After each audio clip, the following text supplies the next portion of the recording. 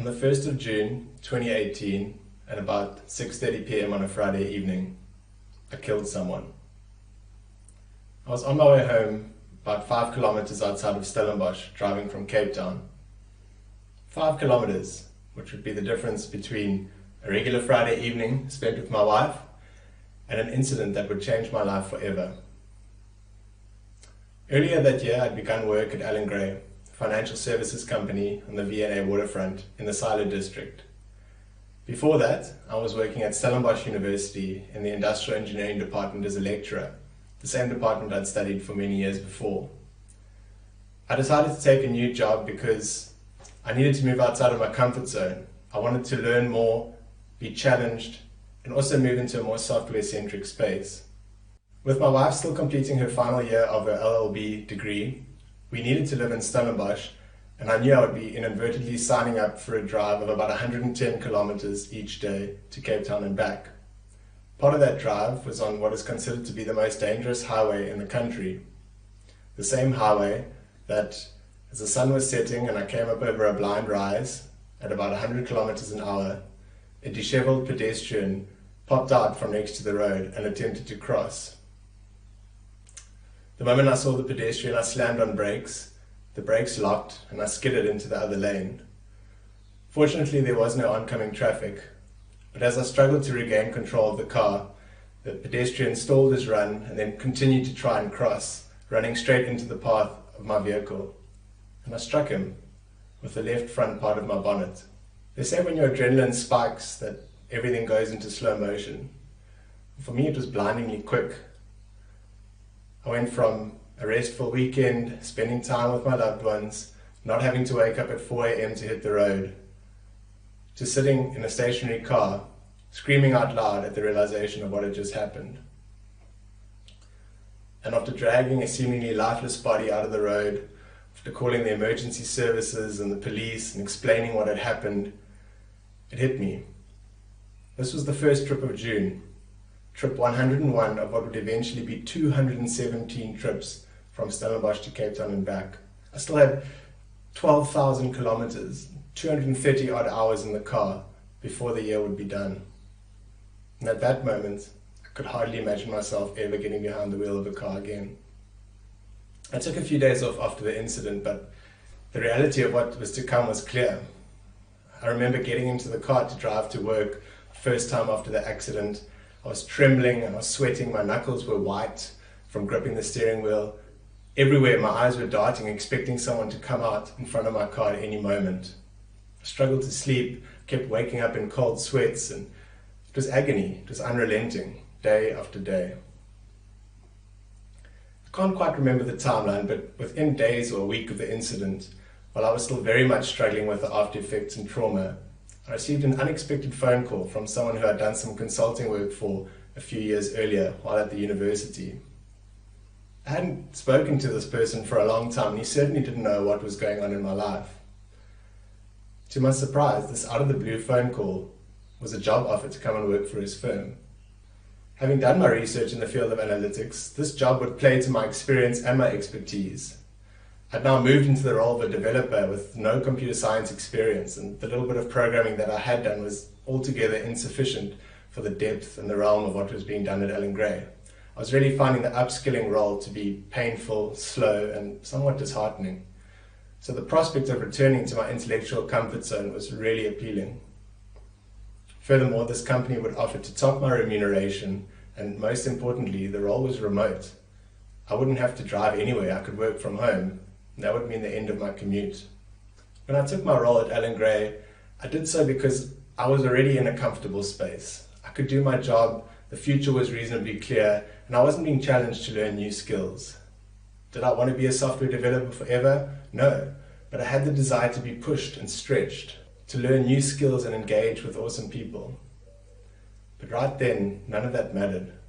The top tiers of Maslow's hierarchy of needs, those that speak to self-actualization and being all that you can be, those were gone. I'd fallen straight back to the bottom of the pyramid, worried about being safe and secure. So it probably comes as no surprise that when I received this new job offer, I was ready to take it. And then a strange sequence of events happened. My new contact point at this company was quite a senior person in the business. He did a lot of international travel and obviously had a lot on his plate. So communication and ironing out this new offer and discussing the surrounding factors was quite spread out. Days and even weeks would go by without any conversation, and all the while I was still continuing with my work at Allen Gray. Incidentally, I'd also changed teams the day that I had the accident. So aside from dealing with personal issues, I was also acclimatizing to a new team and a new project. Another significant change is that I had moved from being a back-end developer for my first 6 months to now being a front-end developer. Since I had no computer science experience, the first 6 months in the job bumping my head and trying to upskill in a very involved tech stack, new programming language, a new paradigm, it didn't feel like I was losing much ground moving from the back end to the front end, since that's where the need was for developers at the time. So about 2 months later, after a few conversations, negotiations around this new position, which would see the end of my daily commute and all my pain, I had to make a decision. I was still suffering the post-traumatic stress of the accident. The commute was getting darker and wetter as the Cape Town winter raged on. And yet, when it came down to it, I decided to stay at Allen Gray. The obvious question is why? The answer, of course, is hard to explain. I was suffering, I was taking strain, I was mentally and emotionally exhausted. I was in the learning phase of a new role, I was just getting accustomed to this new team, but somehow I felt like I belonged. Through no specific or attributive means, I felt like I belonged in this role, in this team, in the organization. It's tough to say exactly what it was that made me feel that way. It could have been, in part, my brand new teammate who reached out to me right after the accident, who didn't even know me, but he wanted me to know that I shouldn't worry, that I should take as much time as I need to recover, and he would be there to show me the ropes when I got back. Maybe it was the new tech lead of the team, who connected with me just to let me know that he was praying for me. It could have been the other front-end developer in the team. She wasn't really the emotional type, but she took me under her wing and painstakingly began to teach me to be a front-end developer. She was patient and tolerant, so helpful, and never made me feel stupid for what I didn't know. The truth is, it was all of these things. It was the sum total of my interactions, my experiences with people who made me feel like they cared. Not the work, not the company, not the benefits, not the prospects. The people and the feeling of belonging. And that was enough to trump everything else that was going on in my life. Had I joined the world's most tolerant, caring and accepting team? Quite the opposite, in fact. The team I joined was building up to a big deliverable for Go Live. They were known for having difficult personalities, explosive conflicts, and they weren't really seen as delivering. Like any team, they had their issues. But they were good people. Good, smart, capable people. And most importantly, they had good hearts. So how does a highly strung team somehow pull together and create a space that this embattled, incompetent new addition thrives in? The truth is, I don't think anyone, including them, know. When we reflect on those times as a team, no one can quite put their finger on how it all worked out. What I am sure of, though, is that my experience was the sum of a number of individual parts.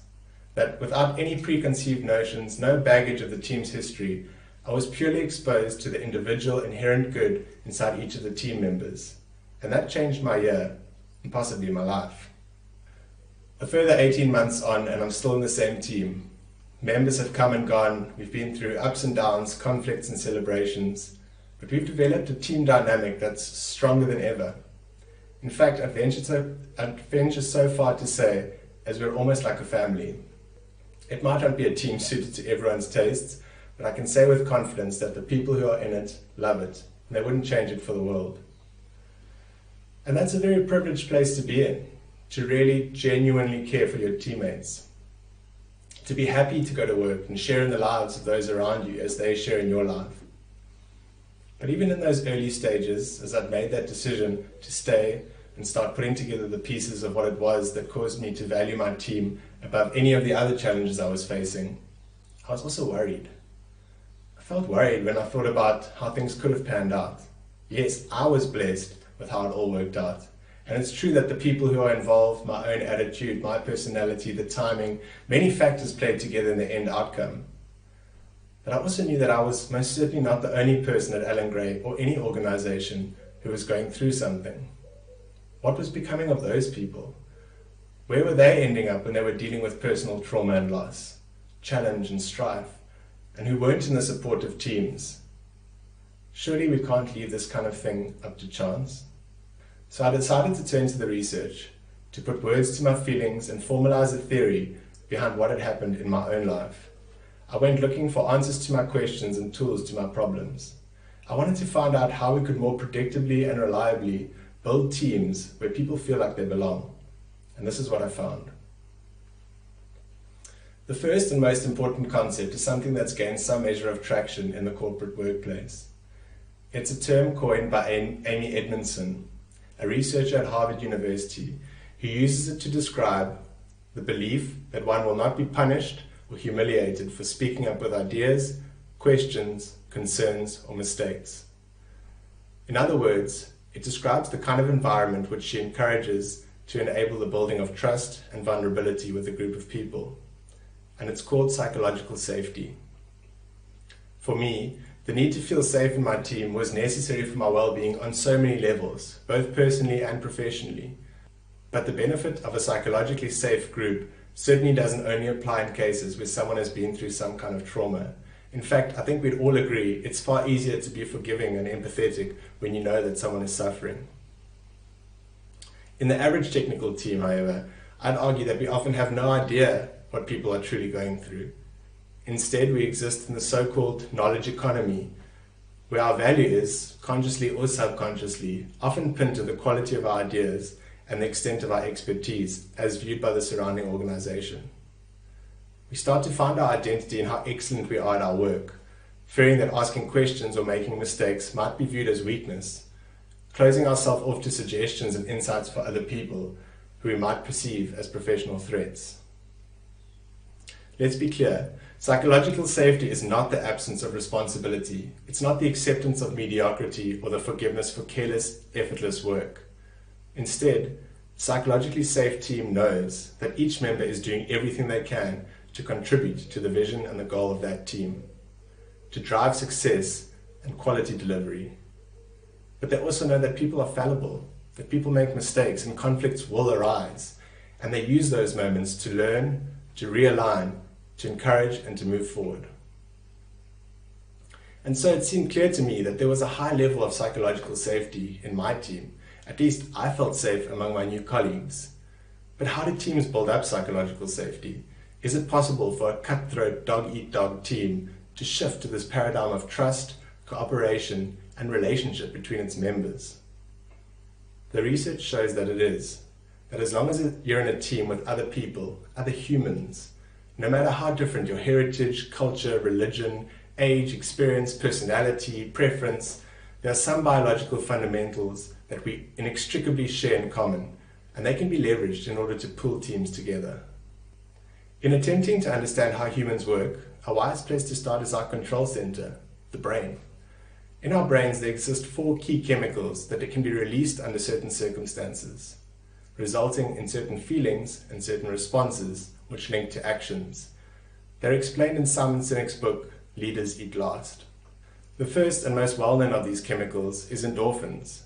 Endorphins are essentially pain-masking chemicals. When released in the brain, they allow us to ignore other pain and exhaustion and, in essence, continue to exert ourselves towards a physical goal.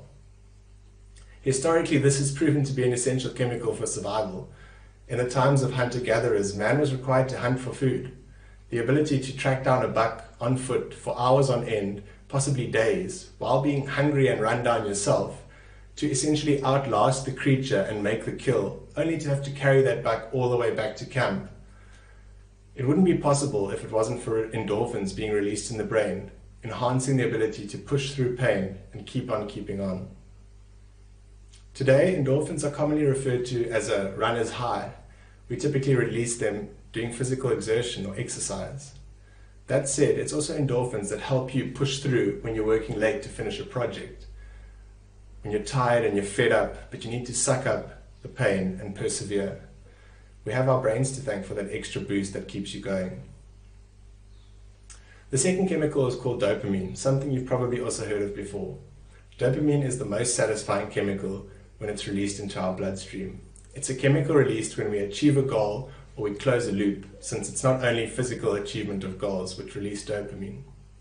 Interestingly, dopamine can also be released synthetically, stimulated through substances such as alcohol, nicotine, or cocaine, further explaining why these substances give people such a rush and are so easily addictive.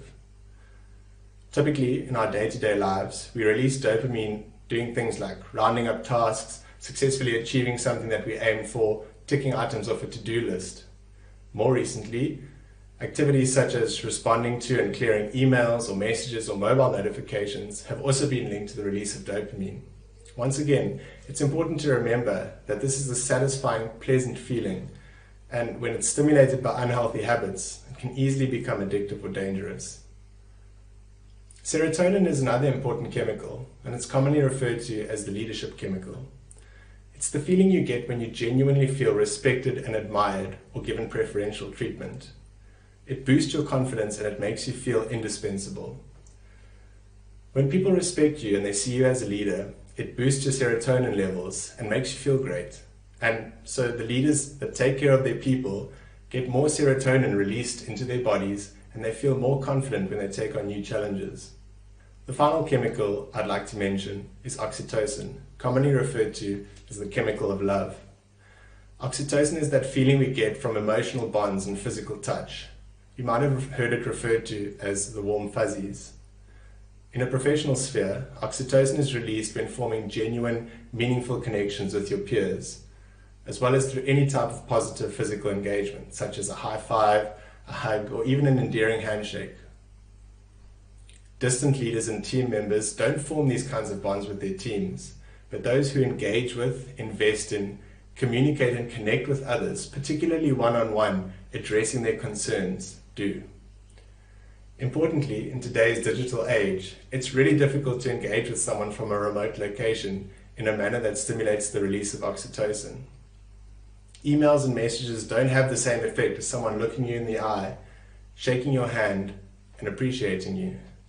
Of course, with things like video chat, this becomes slightly more possible, but the true sweet spot of oxytocin is involved in genuine, close physical proximity. In essence, these four chemicals can be subdivided into two groups, the selfish and the selfless chemicals. Endorphins and dopamine are selfish chemicals. They help us get things done and motivate us to achieve the goals we set. Serotonin and oxytocin, on the other hand, are selfless chemicals. They strengthen our social bonds and create a meaningful connection with the people around us. So do we focus on the selfish chemicals and ensure our own well-being first? After all, if we don't take good care of ourselves, we won't be much use to those around us. On the other hand, if we don't look out for the group by focusing on the selfless chemicals, it's more than likely that the group won't look out for us. Simon Sinek argues that in fact, both are essential. We as humans are conditioned to seek out very particular qualities and characteristics in teammates and leaders, communicated to us by these chemicals flowing in our bodies. So, knowing this, what can we do to create environments that foster the release of these chemicals in order to harness their effective power and to build communities that people are drawn to? The answer lies in the effective building of trust and cooperation. Trust and cooperation are feelings, not instructions. I can't convincingly tell you to trust me, nor can I force you to cooperate with me should you not want to. These qualities need to be fostered between people, and this has always been the case. Early humans existed in worlds filled with danger. Weather, animals, resources, and enemies all threatened the safety of any individual person. As social animals, humans began to develop into groups that lived and worked together in a so-called circle of safety, where we felt like we belonged. Now, there are inherent benefits to living this way. For example, I could sleep while you keep watch, or you could build shelter while I go look for food. And we felt safe among our own. The natural reaction is trust and cooperation. We would foster these feelings because our lives depended on it. The modern world is full of danger. The economy and the stock market, technology disruption, workplace competition, and perhaps most notably at present, our own health and wellness. Our landscape has changed from our predecessors, but the risks and the dangers these risks pose to our social, financial, and emotional well-being remain distinctly similar. We can't control these variables. We can only control the conditions inside our teams and our organizations. When someone puts people above results, comforts, and personal success, people feel like they matter and that they belong. They feel safe, and then remarkable things happen. We've all encountered people in their jobs who don't feel this way. For me, it came during a visit to a local jewelry chain store. My wife and I had bought a bracelet for my mother-in-law for Christmas, but we decided we'd like to change the color of the gift. We'd purchased the gift in Cape Town, and at this stage we were in Durban trying to exchange the bracelets at a different outlet. In most cases this wouldn't be a problem, but this time round it just wasn't happening.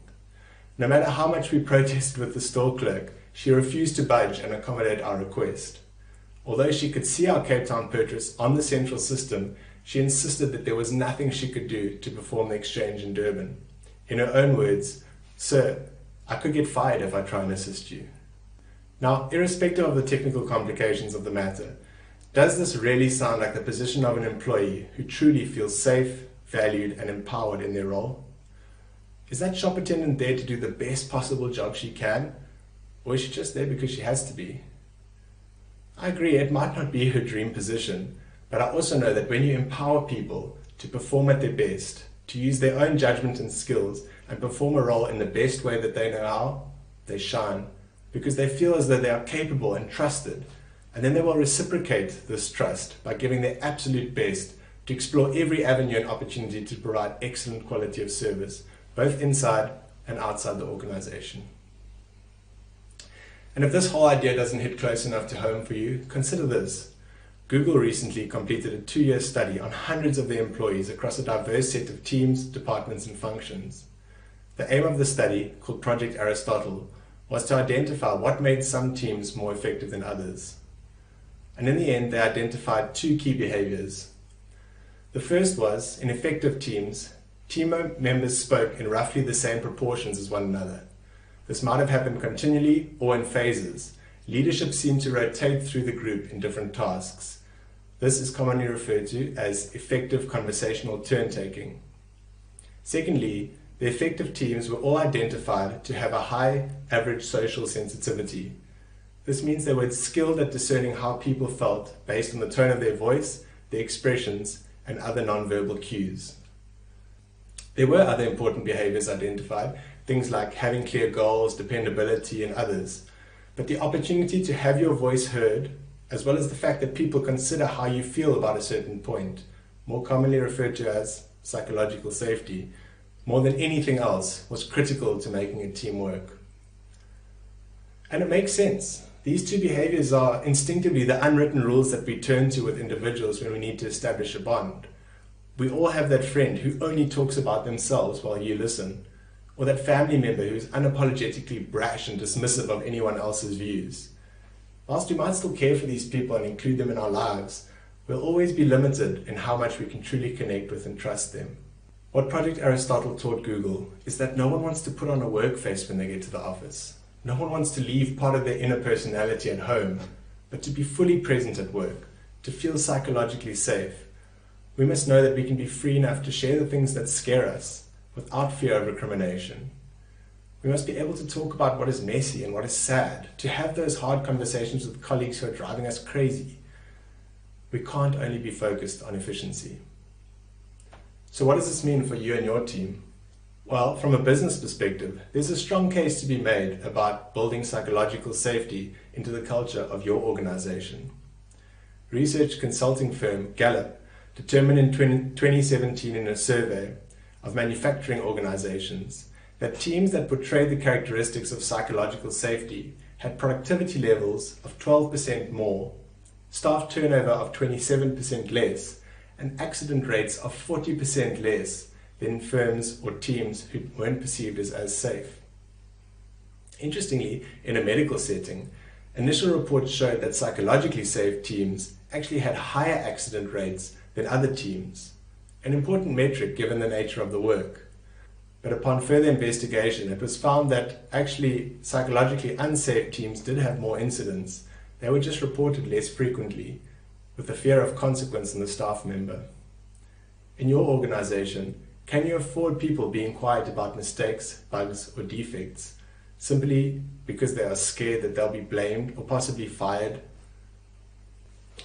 Some people might say, it's nothing personal, it's just business.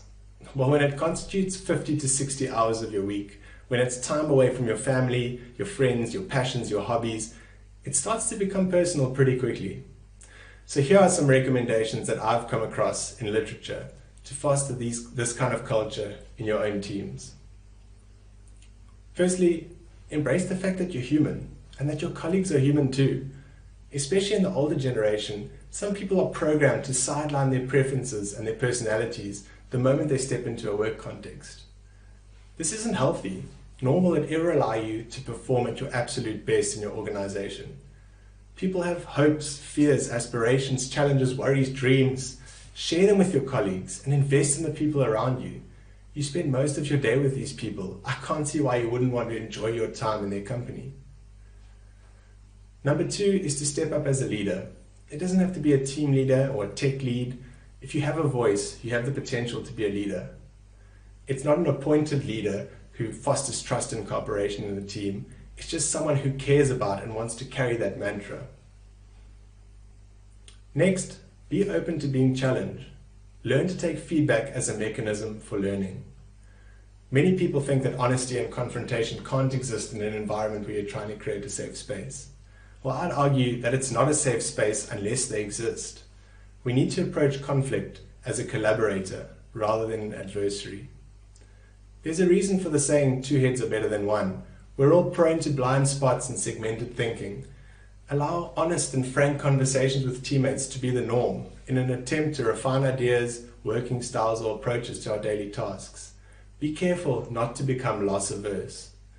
Loss aversion refers to the fact that humans hate losing even more than we love winning. For example, if I was to flip a coin and say that you'd owe me 10,000 Rand if it lands on heads, how much would I have to pay you if it lands on tails? 10,000 Rand? Probably more like 100,000 Rand. Why? Because receiving 10,000 Rand out of nowhere is great, but losing 10,000 Rand out of nowhere would be significantly worse. So you're more likely to demand a bigger payoff in spite of equal odds. In teams, we need to be committed to working towards mutually desirable outcomes. All too often we get stuck in arguments around design approaches or layouts or roadmaps or technical requirements. Surely, as members of the same team, we should want the best possible outcome in these discussions. Of course, but what usually starts as a suggestion against your original proposal soon becomes you fighting to the death just to not concede your opinion. All too often, we actually forget about what we're arguing about. We're just focused on not losing that argument. This kind of loss aversion has another destructive outcome. Verbal or virtual fights trigger our fight or flight response. This means that biologically, we power down all non-essential areas of the brain and just focus on the risk at hand. Either we're going to use all of our energy to fight, or we're going to use all of our energy to run away. In both cases, any processing power dedicated to our creative, lateral thinking centers is gone. Right when we need our minds most, we literally lose them. Of course, we're never going to come to creative, innovative solutions under these conditions. Don't get me wrong, arguments and conflicts of opinion are an important part of any creative development process. But if we don't feel safe, heard, and respected, these encounters will quickly turn heated, and we become hyper-prone to slipping into fight or flight mode, and so do the rest of the team members involved in the conversation. Stemming from this is number 4. Speak to people on a human-to-human level. Prioritize your check-ins with your reporting lines and your fellow teammates.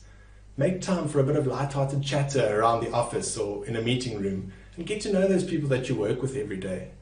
Challenge yourself to start with the assumption that everyone you work with has the good of the organization at heart. You'd be surprised how often you're proven correct. You both have a common care and a common goal. It's about more than just making money. And when things go wrong and people make mistakes or bad judgment calls, and they will, try and shift your approach from, why didn't you come to me, to, what do I do that stops you from feeling like you can come to me? In the same vein, number 5 is to replace blame with curiosity. John Gottman, an expert in relationship psychology at the University of Washington, suggests that blame and criticism reliably escalate destructive conflict, leading to defensiveness and eventually disengagement. The alternative to blaming someone for what doesn't go as planned is to approach the situation with curiosity. What are the factors that contributed to these errors? What can be done next time to avoid a similar situation? What could be learned from the mistakes? When you try to pin blame for mistakes onto people, they scatter from the scene of the accident, and any potential learnings you can gain from what's already happened are lost. Be aware of this when it comes to debriefs, retrospectives, or risk incident discussions. If you enter into a discussion believing that you already know what the other person is thinking or is going to say, then you're not emotionally ready to have that conversation.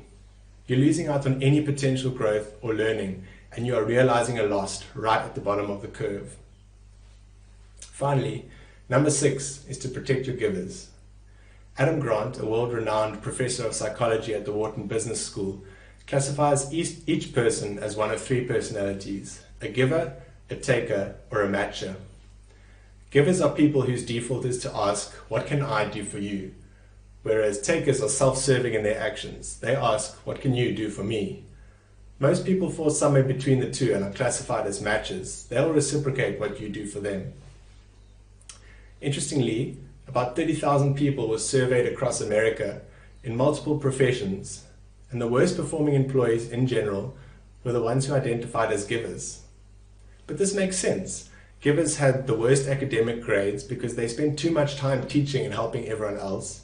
They performed the worst in sales because they were too generous and they lacked the cutthroat qualities to close lucrative, exploitive deals. In teams, givers share credit amongst contributors rather than spotlighting their own contributions, and this can sometimes slow their career progression or even reduce their incentive rewards. Second worst on the performance scale were the takers, because they're quickly weeded out by the matchers. You can only fool a matcher once before they realize you're only looking to get yourself ahead. So does that mean that matchers top the performance scale? No. The best performers were the givers again. Givers were the only group that spread right across the range of success metrics. Having people with a desire to serve and assist in your team is invaluable, but if you don't actively protect them, they'll soon become exploited, burned out, and disengaged. Similarly, having takers in your teams can be toxic if you don't identify these people and coach them to change or get rid of them altogether. They'll burn their way through the organization as they kiss up and kick down. Another important behavior is to encourage responsible help seeking in your teams. It's true that givers want to help. If no one feels comfortable asking for help, givers get frustrated since that's their happy place. That said, if you have one person who repeatedly performs the same task or repeatedly explains the same concept time and time again, they'll soon get frustrated and they'll feel taken advantage of. Encourage equipping and learning rather than just outsourcing, and be responsible to consolidate everything that's been explained so that you become another resource who can share information with people who will need it going forward. In the end, there's no magic formula or path to building a great team culture. It's a process, and it requires investment, care, vulnerability, and patience. But most importantly, it requires at least one person to initiate. Culture shifts are progressive. You suddenly arrive at a place and you're not quite sure how you got there. Many people say the most dangerous words in an organization are, "It's just the way we've always done it." Well, if we aren't bold enough to be intentional about how we interact with one another, we run the risk of slipping into the way that things have always been done, and we will just entrench bad behaviors and toxic culture even deeper in our organizations. I don't actually know if the man that I hit on the 1st of June 2018 died. I tried to follow up with various hospitals, but with nothing to identify him by, no one could give me a definitive answer. I knew it wasn't my fault, but I chose to believe that he died because I needed to close that chapter in my life in order to move forward. I'll also never know if I made the right choice choosing to stay at Allen Gray, however you define right choices. But I chose to believe that I did, because it allows me to bring my whole self to work each and every day, to invest in my team and my work and commit to persevering through tough times in order to come out stronger and more resilient, as an individual and as a team. We've all heard the saying, "Blood is thicker than water," and you interpret it as an indication that the bonds of family will always be stronger than those of friends or peers. What you might not know is that the actual saying is that the blood of the battle is thicker than the water of the womb. it means the exact opposite of how it's been portrayed for so long. Those with whom we share our everyday lives, those with whom we struggle, we fight and succeed, those we trust, grow with, share and forgive, those are the bonds that become the most valuable, the bonds formed by life. Because when people ask, why would you do that? Why would you give your blood, sweat and tears to see your team succeed? Why do you invest so much time and energy and resource into the people that you work with? Why do you care so much and know so much about your teammates? I want to be able to say, without looking back or second guessing my character or my choices or my direction in life, because they would do the same for me. My name is Brian van Vuuren. I work for financial services company Allen Gray. On paper, I'm a front-end developer, but my aim is to motivate, equip, and inspire people towards truly investing in their teams and their work, because for me, it changed my life. Thank you.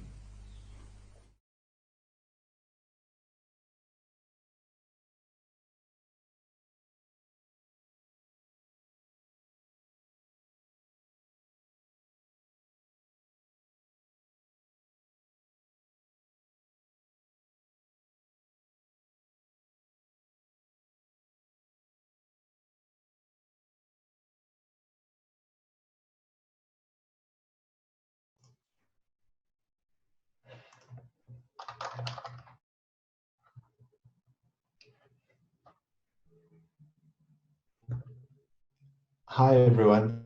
Thank you to those who joined for my session. I apologize for the pre-recording and that it lacks a bit of the intimacy of speaking live, but I was a bit worried about the video feed letting me down with the internet being as crowded as it is. Anyway, I did get a couple of questions during the session, and so I'm just going to run through them and I'll try to provide some kind of answer, but I'm also happy to engage either by email or by the Slack channel that's running for anyone else who'd like to chat more. I, at the moment, just have three questions. The one is really more of a comment from Josie Engelbrecht. I won't read it out, but it's just that she experienced a similar experience to me. So I'm really sorry to hear that, Josie. Yeah, you're the one person, I guess, who can understand how it feels that I know. So yeah, it is a really tough experience to go through. I've since moved to Cape Town, fortunately. So I really hope that it's possible for you to move, or maybe this forced remote period is giving you some inspiration, some ideas of how you can work remotely more going forward. Skalk Webinar also asked if I'll be able to provide some notes or slides from the talk. I'd be happy to share the content that I do have. As you could tell, the talk is not hugely slides focused, but I do have some material that I will find the appropriate channel to share. Skalk, you can just make contact with me if needed, and I will chat to the organizers about getting the material out. Joshua Sendel also asked a question, if social sensitivity is a critical component for a strong team, how do you form strong teams if you have members with low emotional intelligence? Yeah, Josh, that is really the million-dollar question, and I can't pretend to have come to a definitive answer on that one. I guess this question did come through during the talk, so hopefully some of the tools that I proposed during the talk have sparked some ideas that of things you could use. Otherwise, I guess, so obviously you want to start with the hiring process, and that's something that all tech firms should be aware of. You know, I think my real goal here is to make people aware of these kind of attributes of teams and people and how super important they are, that they shouldn't be an afterthought.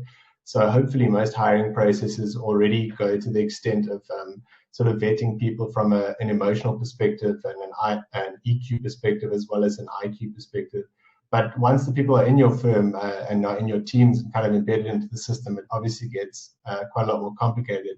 So there are a couple of tools that you can do, things like the Enneagram test and certain personality tests, which help you to understand teammates better. That's really the thing, is I think what I found is people are often just misunderstood. So either they don't understand themselves really, they don't understand their drivers and their kind of emotional tics and the things that they're going through. And these kind of tests really help to highlight that and help you to understand how to associate better with them when you work with them and kind of meet them on their level. Further than that, I guess, one of the things is really perseverance. So like I said, this is something that a lot of people will shrug off and they'll say, oh, you know, it's such a soft thing, show me some code and get real. But really people are people, and I've, everyone knows that saying, everyone is fighting some kind of battle, so be kind of the necessary. And that is more often than not true for people who refuse to kind of engage or meet you on a person-to-person level in teams. And sometimes that takes perseverance, and perseverance can be tough. It can be days, weeks, months, years of really reaching out to someone and making yourself available and kind of getting pushback the whole time. But what I've always experienced is people eventually break through to them, and once you make yourself available and show vulnerability yourself, often they will kind of turn over a new leaf. And look, not everyone is going to be as open and vulnerable as maybe I am or you are, but at the end of the day, I do find that you break through eventually. And this would kind of need to be assisted by some kind of team lead as well, or if it is your team lead that maybe you have a problem with, maybe a more senior party within the IT space, they really need to prioritize good team culture. And maybe it's something that you would need to raise with them and kind of encourage them to start considering. It can't just be about delivery, because really the two are inextricably linked. And like I said, when I was referring to givers and takers, not everyone is absolutely suited for every job. And that might sound like a taboo thing to say, but sometimes people just don't fit into your company culture. And you would know that at the hiring stage maybe, but if it's been a long time and the culture has shifted and they're refusing to get on board, then there kind of needs to be some assistance to really hit a crossroad there where the person either decides to change and get on board, or actually gets worked out of the organization if they just don't fit anymore. So yeah, there is no silver bullet when it comes to these kind of things, but those are just some thoughts around how you could reach out to people who maybe aren't as responsive to this idea as maybe I'm proposing they might be. I see another question came through from JP Russell. Do you have any techniques to encourage team members to be more open when their personality comes off as reserved? Yeah, JP, that's a good question. And I did some research, and something you might want to look into is also by Adam Grant. And he's looked at the idea of introverts and extroverts. I think in IT, we usually think that people are introverts, and they don't like to talk much, or they're quite quiet. But in reality, actually what we call ambiverts, they're kind of a combination of introverts just in different circumstances. And so I think that might be important to figure out how people, what works best for them. Some people hate sharing their idea in front of a team of just 10. And they prefer to share ideas on a one basis, or maybe just sit with the tech lead and share their idea. You don't have to get everyone opening up in front of the whole team, at least not from the get-go. And then what I've also found is that, and I mentioned it as well in the talk, is that trust and vulnerability breed trust and vulnerability. So often it takes something like you being vulnerable, and that's what Project Aristotle found as well. And one of the quotes from that article is one of the team leads opened up a conversation with his team by basically telling them that he was busy fighting cancer and no one knew. And he said just that moment when he kind of opened up and said, look, this is what I'm going through, was like a watershed moment for his team. And almost as expected, everyone in that whole team was struggling with something, and it might seem, oh, well, cancer is huge compared to what I'm struggling with, but everything is relative, I mean, everyone is going through something, and it's massive in your own life, so that's important to consider. A couple of other points here. Yeah, Ryan, thanks. I appreciate that you found it open and candid, and I really hope you take something away from it. And then someone asked, Joshua Lewis, would it be possible to get a video of this talk? Yeah, for sure. It is pre-recorded, which is the advantage. I think that all of the DevConf talks will be made available. I'm sure the organizers can confirm that. And so I'd be happy for you to take it away and share it with your team. And yeah, I'm always happy to reach out to teams or people and organizations who find this kind of thing useful and valuable. And as I said, I work as a developer, but it really is my passion to facilitate conversations around this kind of thing because of how much it meant to me. That's all the questions that have come through for me so far. So thank you all for tuning in. And if I didn't get the right answer to your question, or you'd like to know more, please do get hold of me.